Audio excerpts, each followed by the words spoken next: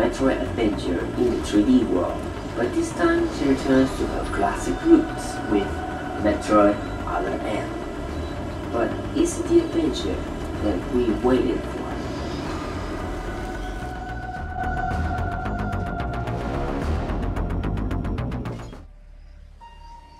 The story of Metroid Other M takes place exactly where Super Metroid ended, with Samus defeating Mother Brain thanks to the help of the baby Metroid that she raised. This is of course presented with an excellent cutscene that feels like watching an epic scene of a movie. After this, she goes to locate a distress signal that came from a space station called the Battleship. When you arrive there, you will meet a group of Galactic Federation troopers, in which two of them were part of Samus' past. The story is a mix of Samus' past with these Galactic Federation troopers, but this past connects with a present during the story that actually becomes more interesting when it ends. Unfortunately, Samus becomes a little annoying when she starts narrating certain stuff because she exaggerates some details. For example, the commander told her that she was an outsider, and she says she felt she was striking down, pierced her heart. I was a child,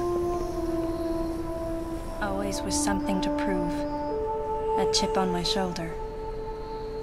There's just honestly too much story going on, too many perspectives about the past, the current stuff.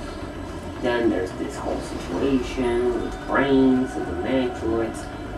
It gets so complex that in the end it ends with nothing. In this new Metroid, you have a more classic perspective of the game with some enhancements as you play in a mix of 2D and 3D areas. The game features two different kinds of perspective in terms of how to see or take on the action. One of them is the normal third-person shooter where the game does not require locking onto enemies. You just simply shoot at the direction Samus is looking. With an excellent auto aim, you don't have to lock on when you're in third-person view. Okay, now, here's an easy way for you guys to see how the control works. So as you can see, I'm moving with the D-pad over here. Here with one I'm shooting, with one holding it charges and shoots, with two I jump. Pretty easy actually, but moving with the D-pad is not always the best way to control Samus when it's in 3D rendering. In this next part we need to use the morph ball. So we're gonna press A and you can go now roll through with the morph ball.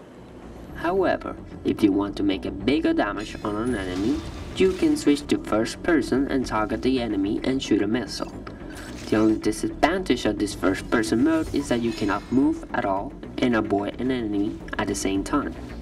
This actually becomes a big issue in the game because of the constant enemies it throws at you without letting you avoid them while in first person mode. Here, in order to remove this wall, I need to change to first person by doing this. As you can see, I had some trouble doing that. So it's not always the most responsive thing, but it works most of the time. And there, the job is done, and you proceed. But you cannot run with this. You're stuck here, just moving on your view, and that's about it. But in terms of its action, Metroid Other M delivers with a great amount of enemies throughout each level, with different kinds of design but similar ways to kill them. You can shoot normally or charge your beam to blast the enemy, and when the enemy gets weak, you can charge your beam again and get close to the enemy to perform a finishing move. Unfortunately, the game does not offer enough variety when it comes to the moves you can perform, making the experience feel sometimes repetitive when the game keeps throwing enemies at you. Not only that, but there's only two ways to recover your life and missiles. One of them is by reaching the checkpoint, where you can also save, and the other method is by charging your beam but holding the remote straight at you. Now I have 15 of muscle, so if I want to charge my muscle, I will hold the Wiimote like this and press A. And the missiles are back. Which is nice. You can do this also to restore your life when you are about to die, but it's actually difficult because restoring your life takes much more time than what I just did with the missiles. The game also features some platforming elements that require special jumping abilities or the use of the morph ball to keep the game fresh.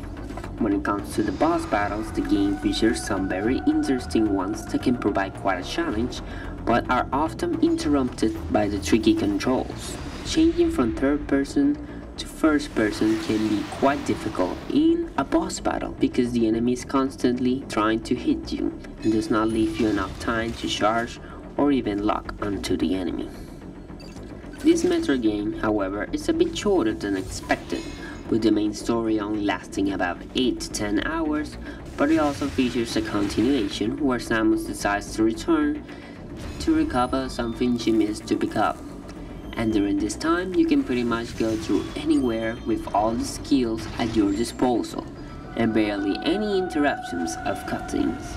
This part actually feels better paced because now you have everything at your disposal and little interruptions, except for some annoying enemies.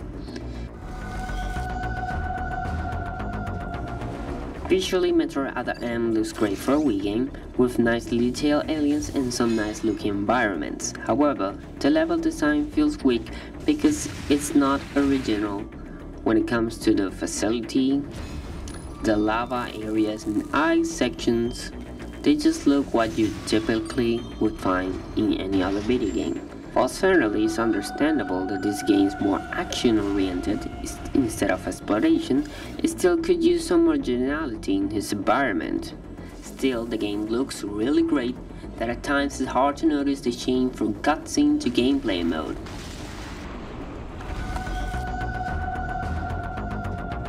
Yet, where Metroid mostly disappoints is in terms of its overall sound because of the lack of a good soundtrack. The game features mostly no music or very ambientic music that you can even barely notice. In certain action moments, there's a more notable music, but it never grows on you.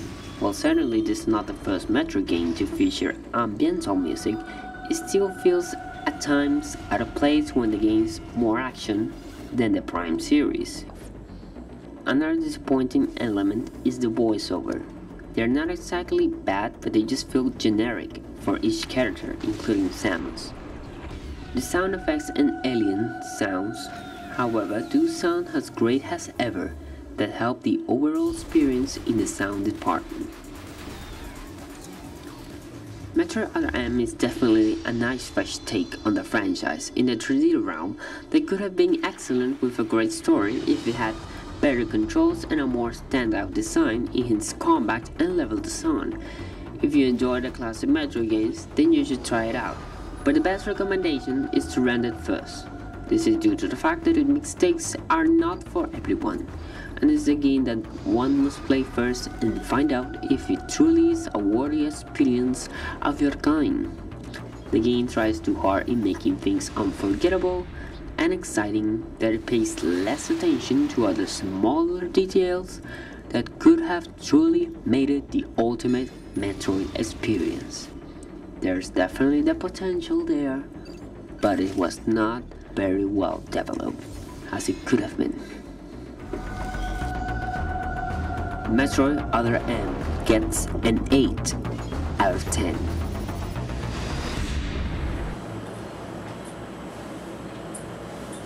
Yo, peace.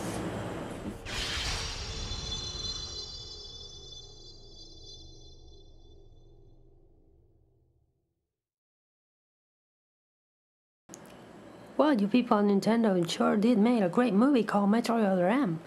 That is not a movie, that is a video game. Well, it sure looks like a movie to me.